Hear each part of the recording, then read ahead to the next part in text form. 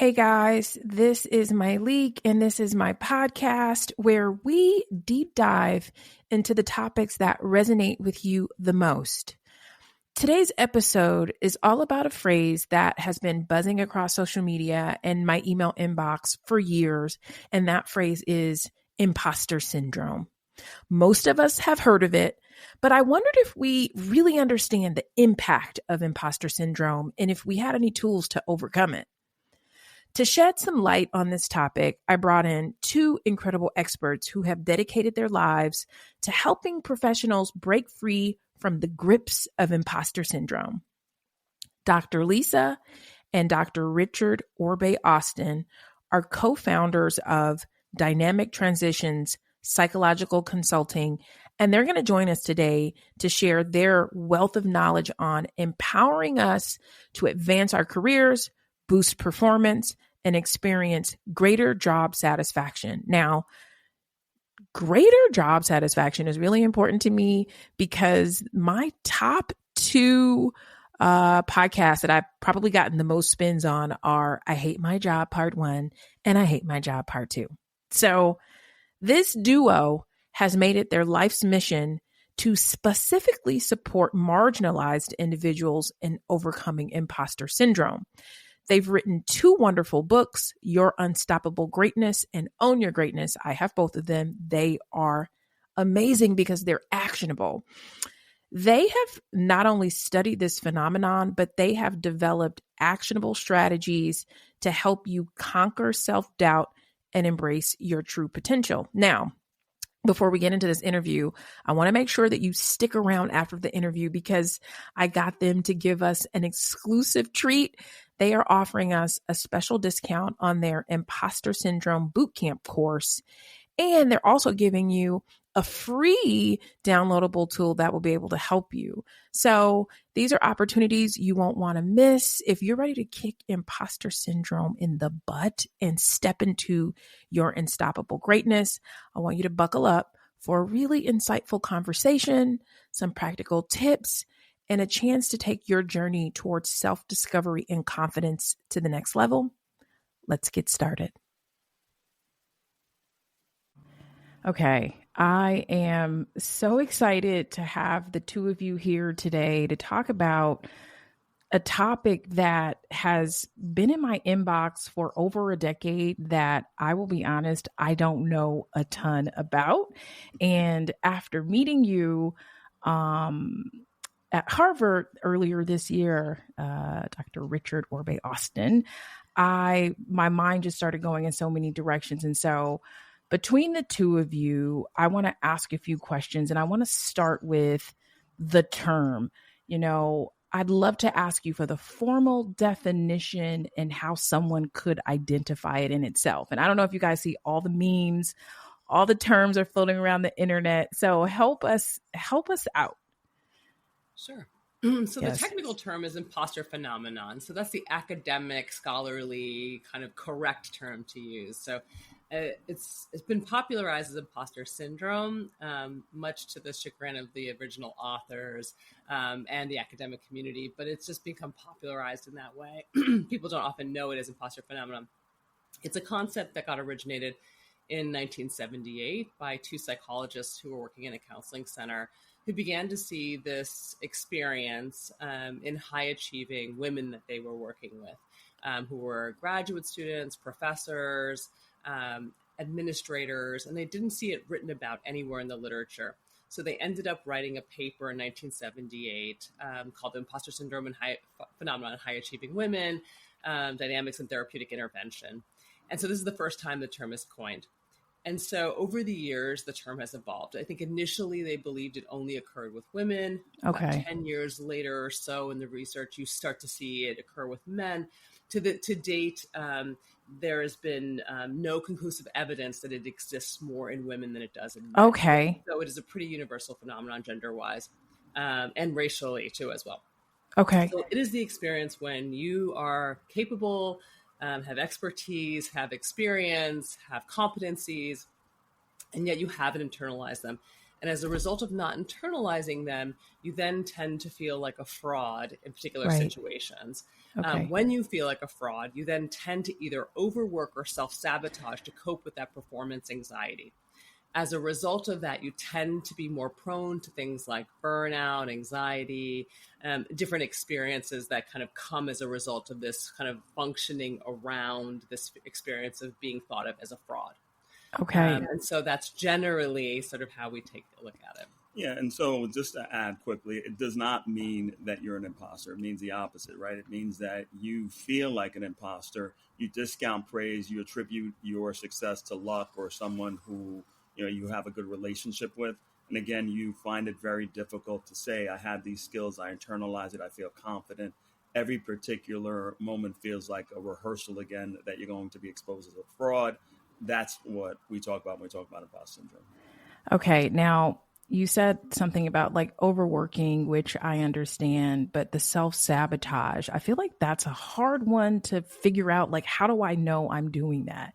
Do you have any examples of ways that people might be self-sabotaging with imposter syndrome? Yeah, so the most common thing that we see with imposter syndrome when it comes to self-sabotage is the experience of procrastination over long periods of time, followed by intense bursts of overwork. So they typically, because they are high achieving and successful, they will get the thing done, but they'll do it in such a compressed, intense period. There are opportunities for mistakes, emergencies you can't remedy, things that go wrong that, then become something you cannot fix because you don't have time. And so that's the most common thing we see with imposter, but we also see things like a lack of preparedness. So like, typically for certain things, you'll have to prepare but people, the anxiety that it provokes around, I don't belong, I'm not good enough, then prevents them from doing the proper preparation for things like a talk or things like that. So there are kinds of ways that it shows up that are very influential around like the imposter syndrome dynamic influences the way that they show up for things that require like long preparation or particular complex. Yeah, which seems like it kind of feeds the cycle where if you're not doing it, you're feeling like this, then I can imagine, how do I not feel like I'm an imposter if, I'm procrastinating and then because I'm moving so fast, I'm making a ton of mistakes. And it's like, I knew it, I wasn't good enough.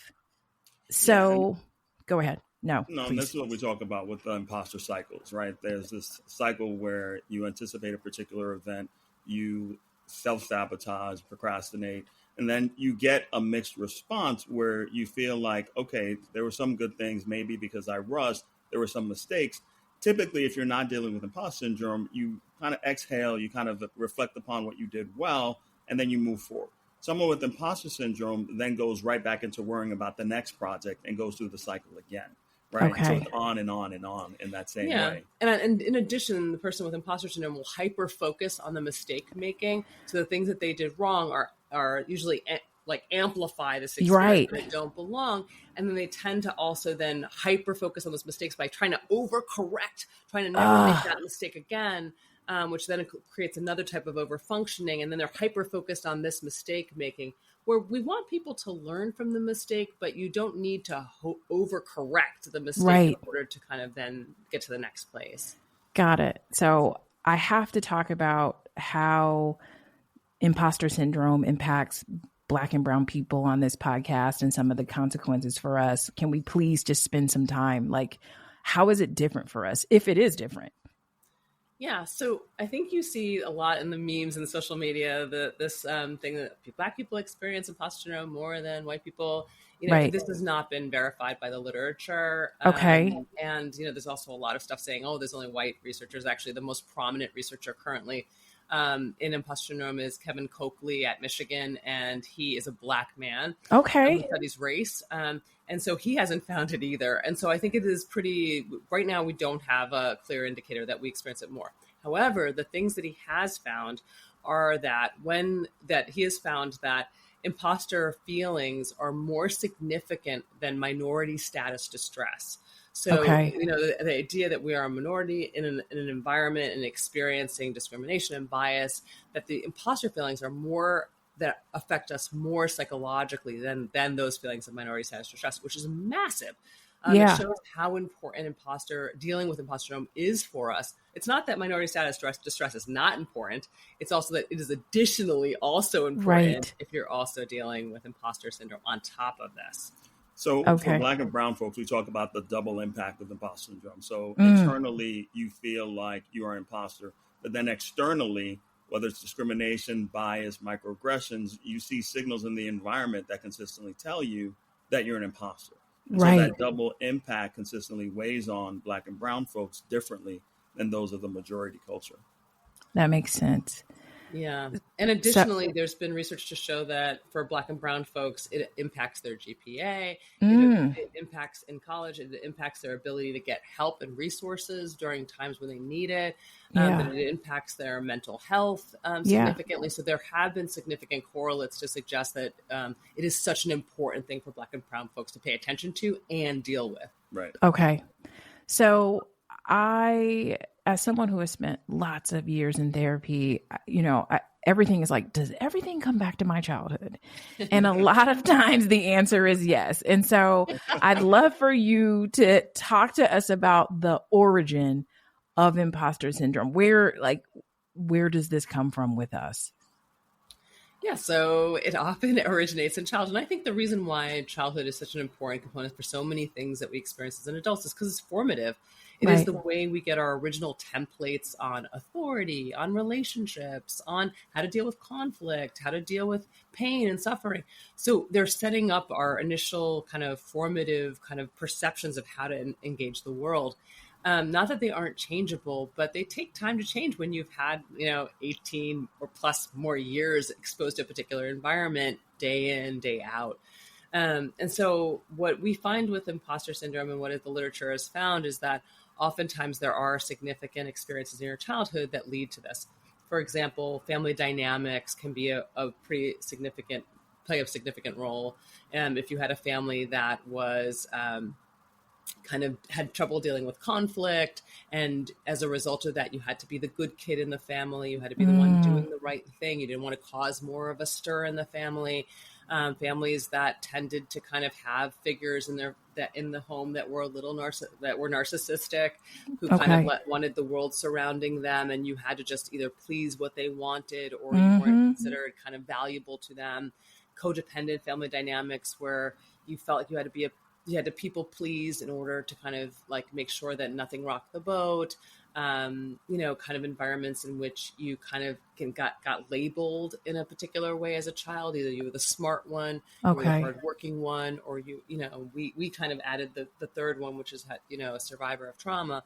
But the first one is really about you were considered really bright. So things were supposed to come easy to you. And when they didn't come easy, it was a sign to you weren't as smart as everyone thought you were. And so it was the beginning of this idea that you were faking it out to everyone. The hardworking one is the one who usually there's another one in the family that's considered brighter than you.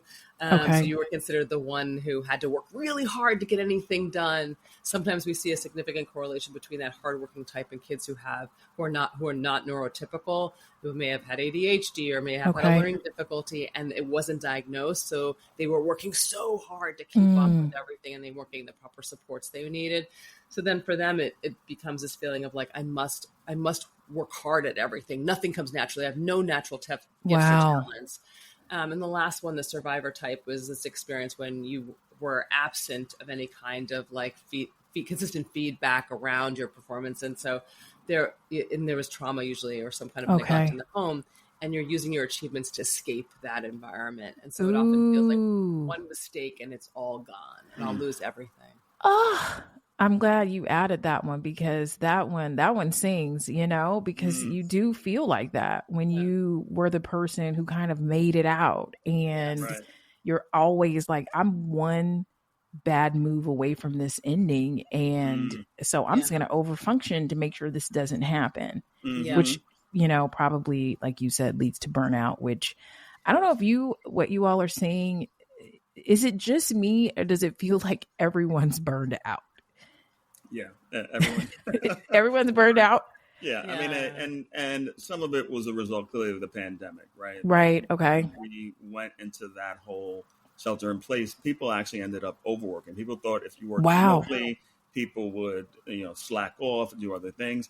They actually had more on their plate because oftentimes they were trying to teach their kids and meeting the expectations of work. And so they tended to really overfunction, overwork, leading to consistent burnout. And we saw it just in terms of the consulting work that we did. So many companies were like, oh, can you do something on burnout for us? Everyone feels burnt out. Everyone feels like they can't manage all of this. And I think it's continued. And so we talk about this burnout culture now, where the expectation is that you're on 24/7. You can reach at all times, including when you're on vacation.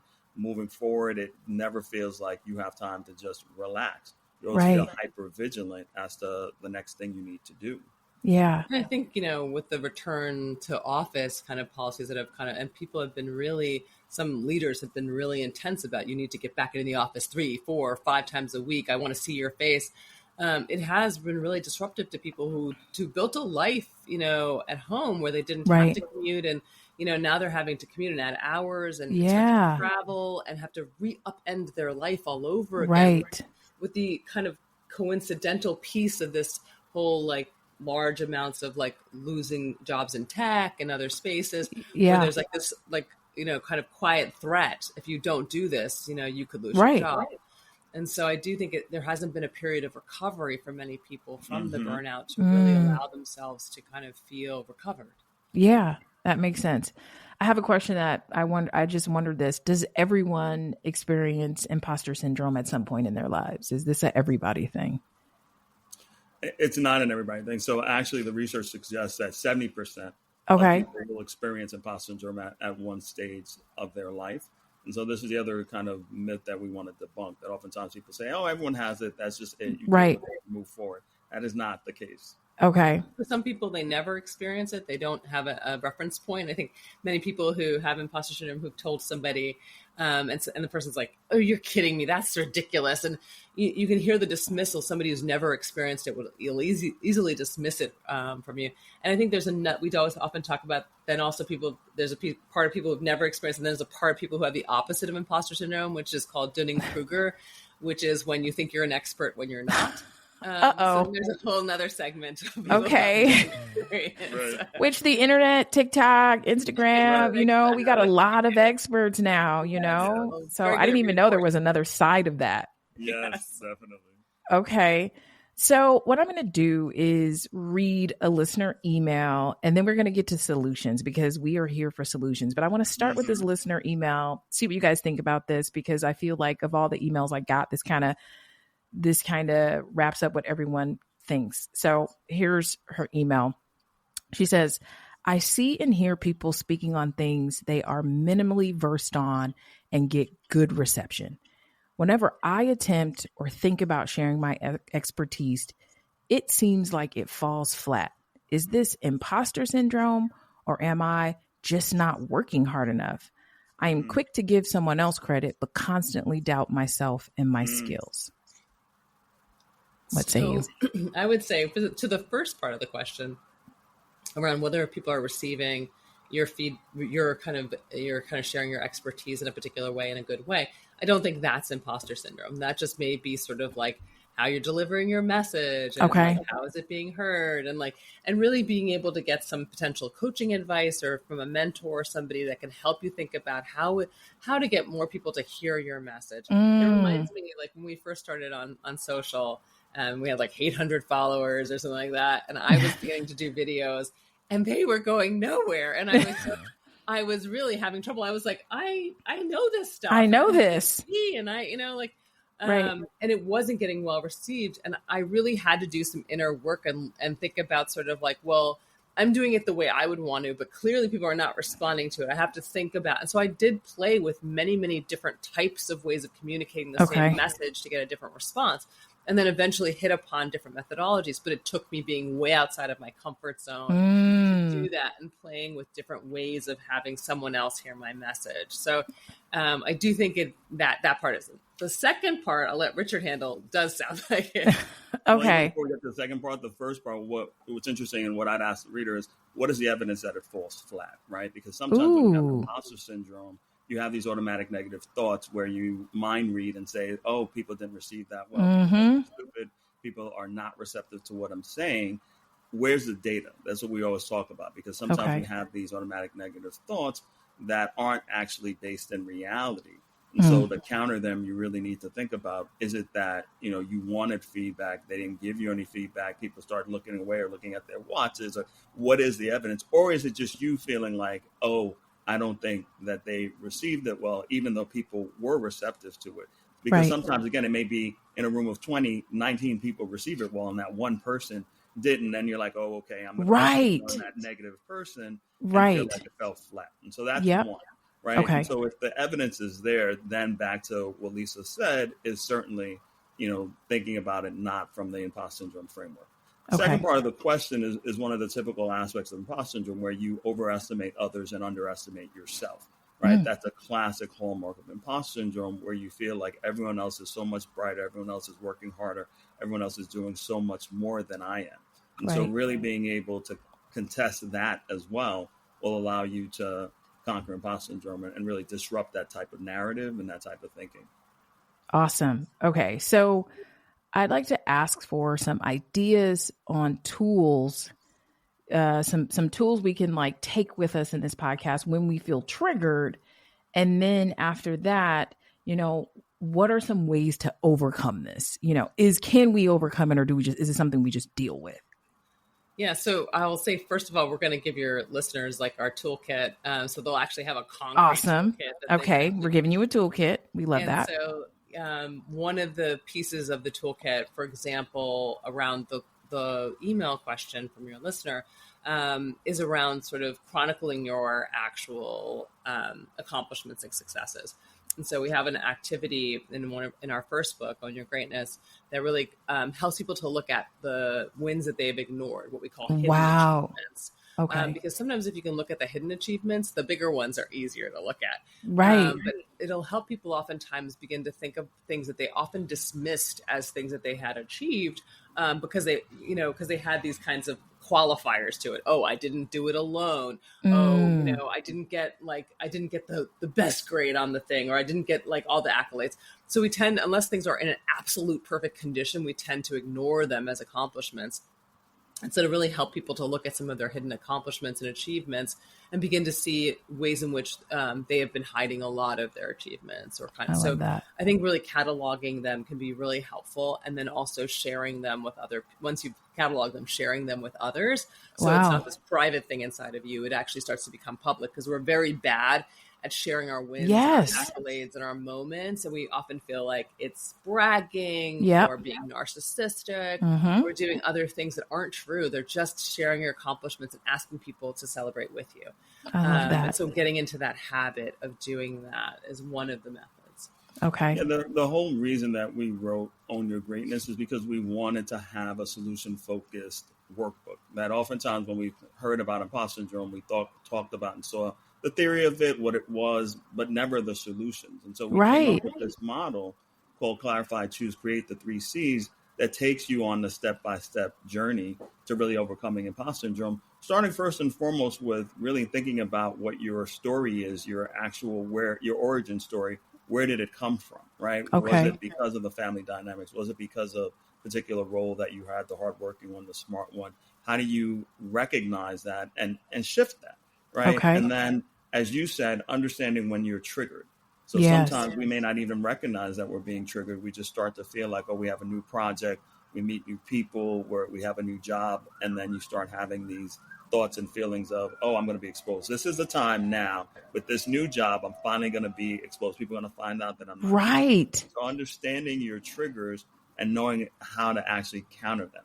Right. Okay. And so that's this first part of the model, is really looking at clarifying your origin story, clarifying your triggers, and then finally your narrative. Right. And so oftentimes when we think about our narrative, the story we tell ourselves about ourselves, we have oftentimes people with an imposter syndrome have a thin narrative, which is, I was successful because I was lucky, or I was successful because someone liked me, rather than, to Lisa's point, what are those hidden achievements? What are those strengths? What are those skills?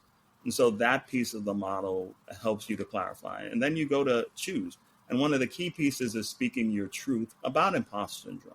That there's no shame in saying I have imposter syndrome. Again, it's not a mental illness. Let's be clear about that. It's a phenomenon.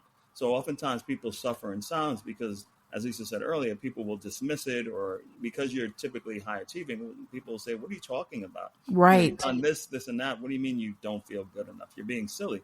So people sit in silence, but you need to speak up about it. And also speak up about and own your actual strengths, accomplishments as well. And then we talked about the actual automatic negative thoughts, right? These thoughts that you walk with that tell you you're not good enough, whether it's mind reading, people don't think you're smart enough, labeling when you do something wrong, you're like, oh, I'm so stupid. How could I be so stupid? Right? Being able to counter some of those automatic negative thoughts. And then finally, in that particular phase, it's about self-care. Because when you tend to deal with imposter syndrome, we talk about how overwork really plays a role because it makes you feel like the only way that I can actually succeed is to overwork, so I'm not viewed as an imposter. Wow. And then I'll talk about the last phase of the model. Yes, the last phase is really about really creating opportunities for community and showing up in different ways. And so we talk about in that particular last phase is really kind of choosing the environment, like making sure that the environments around you like help and support you in this new way of thinking about your world. So having what we call the dream team around you. So having good and healthy mentors that are not trying to kind of create models of themselves in you, actually allowing you to kind of really fully actualize what you want for your life. Having somebody who's a good grounder when you make a mistake, they kind of help you put your feet back on the ground. An action planner, somebody when you feel stuck, help you take the next action forward. So those become like, there's a set of, 6 of them, and it's important for you to kind of have at least one. You need a team. Those category. Yes, you do. Nobody does this alone. No. We might look like we do, but none of us does. Right. And I think sometimes people think when they aren't entrepreneurs, that they don't, this is something, for business owners, but it's like you need a team. Doesn't matter if you're working in a company, working for yourself, you need a dream team. Okay. Yes, you do. Yeah. Okay. And then really about sort of breaking roles. When we have imposter, we tend to take up familiar roles. We like to be the super person and come in and dive into the rescue and save people. We don't necessarily look at our bandwidth, whether we can actually do that, or whether we should be doing that. We tend to be people who are knowledge hubs. We want to have to know everything about a subject in order to feel confident. And when we get called out on something we don't know, we feel like, oh, clearly I'm not as smart as everyone thinks I am. We also have to be able to be risk takers. We tend to be risk averse and tend to be very afraid of how that risk will affect our standing or what happens to us. So learning how to take calculated risks. So there's a bunch of different ways in which we need to expand the way we show up in the world and the way we feel competent in the world. And then lastly, the last step is really helping people to recognize that, look, this is a process, and it's an up and down process on your way to the upward trajectory. And that, we have to get a deal with what the difference between a lapse and a relapse. So a lapse is falling back into experience of imposter syndrome, but then recognizing I have skills and tools to deal with this and actually using the skills and tools, where a relapse is like, forget it. It's always going to be here. There's nothing I can do about it. So I might as well, just accept it. That's a relapse. And so really helping people to kind of really recognize that this process is a lifelong process. The tools, though, make it easier to deal with it every single time it becomes easier. Amazing. Okay. And so I have this tool. I'm going to provide it for you. And I appreciate the two of you coming and helping us better understand this. Is there anything you want to leave us with? Any words of encouragement? Well, as we said, for my perspective, it's really about recognizing that imposter syndrome is not a mental illness. So it's not about being cured per se, or pathologized, right? It's really about ultimately really looking at the fact that you can defeat this. You can minimize its influence in your everyday functioning, right? That it is possible. It does not benefit you. That's the other thing that is oftentimes flying around on the internet, that it's, helpful to you because it pushes you forward. There's no actual evidence. Zero. And then this notion of, oppression actually caused imposter syndrome. That is not the case. It sustains it and actually benefit from it, but it does not cause imposter syndrome. So it's important to recognize that and to know that you have agency to change this.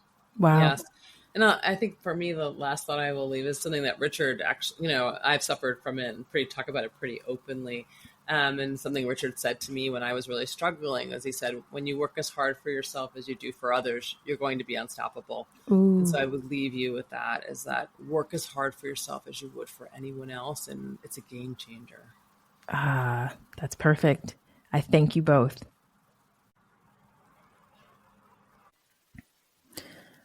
What a conversation. How insightful was that talk with Dr. Lisa and Richard Orbe-Austin? There's so much to digest from that interview. And as promised, they are generously offering my listeners a valuable toolkit and an exclusive 20% discount on their Imposter Syndrome Bootcamp course. Now, to grab your free toolkit, you want to head over to ownyourgreatness.me/toolkit. I'm going to say that again. It is ownyourgreatness.me/toolkit. And for that 20% off of the boot camp, you want to go to ownyourgreatness.info/myleek. Once again, ownyourgreatness.info/myleek, MYLEIK. I don't want you to miss out on these incredible resources to own your greatness and conquer imposter syndrome once and for all. This is Myleek. You know where to find me. I want to hear what you think about this episode. So tweet me, thread me, Instagram me, do those things. I will talk to you all again soon. Until next time.